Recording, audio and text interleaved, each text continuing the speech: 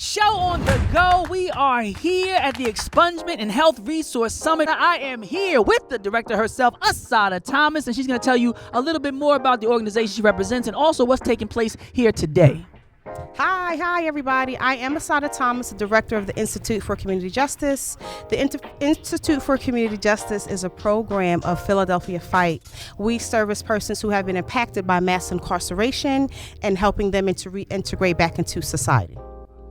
Now, what got you involved in this work? Because it seems like a labor of love for a lot of people. You know, people aren't doing this for a come up or publicity. People are doing this because they really care about people and are trying to change lives. So I'm just interested to know what got you involved in this work. Absolutely, great question. So one of the things that got me interested is I myself have a felony conviction, and so part of that moves and motivates me in what I do, and indeed is a passion position. And so in that position and having the ability to speak to folk from a transparent space enables me to do what I do. And so I'm passionate about the work that I do, particularly because mass incarceration impacts persons of Black and brown in disproportionate numbers. And so it is my passion to make sure that I'm also impacting people on the other side of that. Now, oftentimes in movements, as they progress and evolve, the language shifts to try to reflect, the true essence of the situation in a way that people could better understand what's taking place. I think what comes to mind is enslaved Africans. People, you say slaves, slaves, slaves, and then people within the movement would say, no, we need to change the language in order to make a change in society. And I notice a lot of the conversation around reentry deals with a lot of labels, and many of which don't seem to be positive labels that society is putting on people. Is there any suggestions for different language that we need to use to try to, restore people's full humanity in a way that's been denied, through the system and through the language we're using currently? Absolutely. One of them I could think of is the current criminal justice system. Well, I'll push back on that because the system is indeed criminal. And everybody that's coming into the system is not criminal, and there is no justice in the system. So I push back on criminal justice system and instead say the legal system. So I think that's one of the language challenges that we need to begin to focus on. Exactly what is the criminal justice system indeed? If there's one thing you'd want people to know just about this population that you think is a major misconception that's an obstacle and a hindrance to progress, what is something that people who haven't lived this life or had experiences, what are some things that we think that just isn't accurate, isn't true, and just needs to be, set straight? I'd like you to set the record straight. Because I know there's some things, people are like, they just think this and it's totally wrong. So share with the people what they need to know. There is so much. That question is so complex, but I'll start with everybody's entitled to redemption and the restorative process. Everybody is entitled to it. And when you think about some of the juvenile lifers, ex-juvenile lifers who have come out and made significant impact into our communities, being fathers in the communities, being upstanding citizens in the community, everyone is entitled to the redemptive and restorative processes. It is those men and women that we are systematically removing from the communities, which is why our communities are broken down. We need to have our men particularly back into the community to start building back up the communities from the men going back to slavery, right? When you take away the foundation of the community, indeed the community dissolves. And so the one thing I would like to say is everyone is entitled to a redemptive process. And everyone has secrets. Because we don't know yours doesn't mean they don't exist. I always say the difference between me and y'all is that I didn't get caught. It's your man, the Rap Professor, show on the go. I'm here with Rod D. Hammond, repping ICJ, and he's one of those frontline soldiers, and he's going to talk about some of the great work that he's doing in the community and in the institutions where our brothers and sisters, are being held and trying to re-enter into society with a smooth transition. Talk to us a little bit about your work and what brought you to this work. Well, basically, I was formerly incarcerated myself. I know how it is as an African-American man to be able to want to come home and try to make that transition back into society. I know it's difficult. I know that we face little hills and peaks and valleys that we try to go through in order for us to be successful, as well as having a family and having members of your family who support you. Sometimes we get pulled in so many different directions when you do come home. But I think it's important that when you do come home to just surround yourself with people who are in positions that can help you. And that's what I did for myself, and that's what I did at ICJ.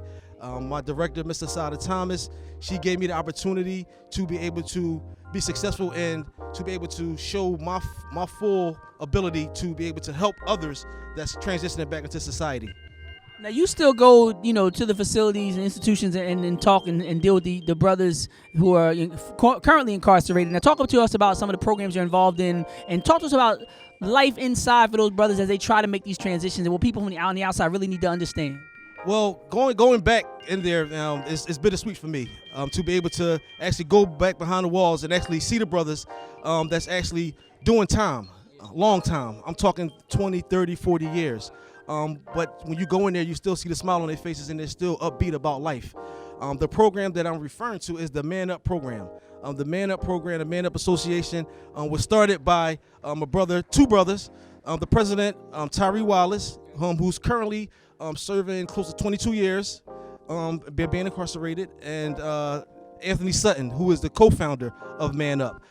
So I was associated with this program by ICJ, and I went up there to check out the actual workshop, and it was just like, man, as soon as I came in there, the guys just took to me and I took to them. I felt good as soon as I walked in there. I said, man, like, this place has a feeling to it that I want to be a part of, and I want to help them. They're behind the walls. I'm out here. That's the difference. They have a voice. I have a voice. But I'm out here. I can exercise my voice out here because they have a message that needs to be told. As soon as I went in there, they said, man, listen, we want you to be our liaison. We want you to represent us. They didn't have to do that. They didn't. So for me to be in this position right now is to be the liaison for the Man Up Association, for the Man Up program. It's a blessing because now we're putting everything that these guys put and started, we're doing out here in the streets now.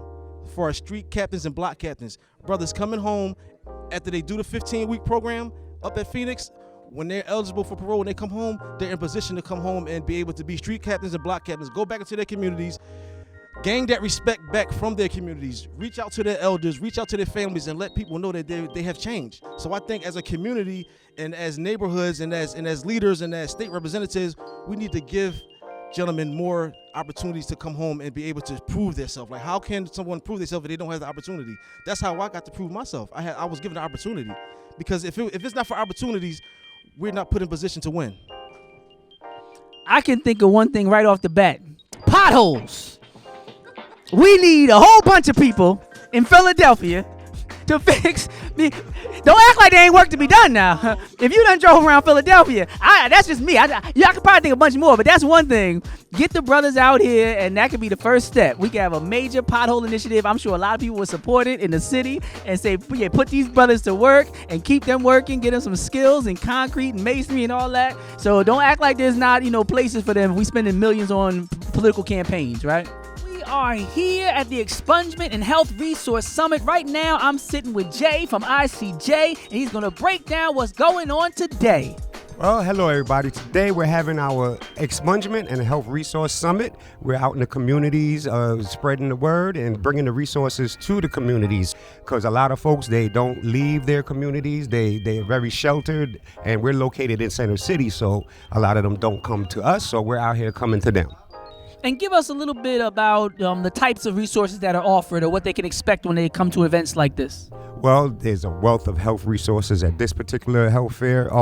We're at the Institute for Community Justice. We have a wide range of opportunities for folks coming home from prison. We are a reentry center. We're located at 1207 Chestnut Street, and we go out into the prisons. We link folks to care. Now, I've seen some statistics that say upwards of almost 600,000 people per year are being released from state and federal prisons, and there's between 5 and 8 million people that are on some type of supervision in terms of... My shirt says, in Philadelphia alone, there's 640,000 people on parole, and this is a statistic that came from about 2 years ago, so who knows what it is right now. Reentry is a very hot topic right now. Like from back in the day when they were giving folks those football numbers for selling crack, all those folks are coming home now. Those people that got 20 and 30 years in the 80s, they're coming home now. So the prison system is not putting things in place for these folks when they come home. A lot of them are just being put into the street with no direction, nowhere to go.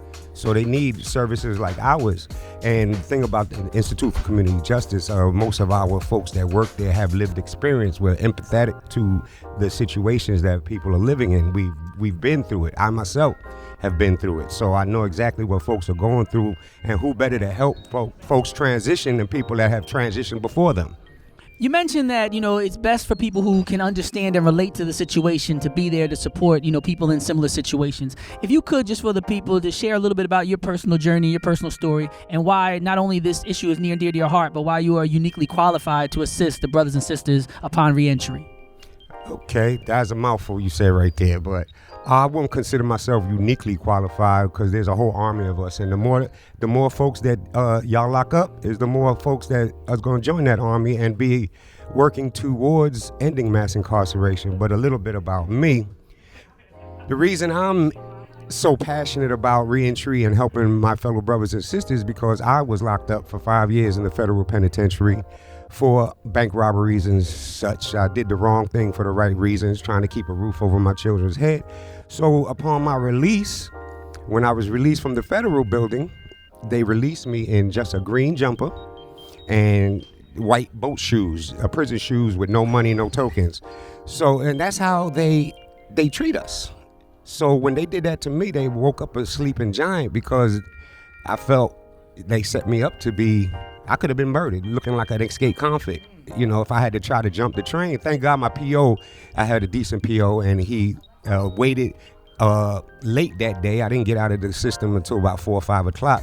And he gave me some clothes, some tokens, and told me to go to Station House. 3 days later, I found the Institute for Community Justice and been there ever since, and been on a mission to end mass incarceration or do my best to help other folks. I was able to institute a change on the federal level, whereas no other prisoner will ever be released from the federal courthouse in prison attire. So the federal marshals and the federal court system has recognized that and made a change. So that's my one little victory so far. The system's not broken. We're going to break the system. It's time to take control. Jay from ICJ, Aaron Smith, the rapping professor. We are here, and now you are here also. Show on the go. We're going to get all those websites and online information right on your screen, in post-production. There you go. You see it now on your screen. Beautiful. Yeah, get in contact. Yeah, right there on the screen. You know how we do it. Show on the go, making sure we make a change in the community, and we are going.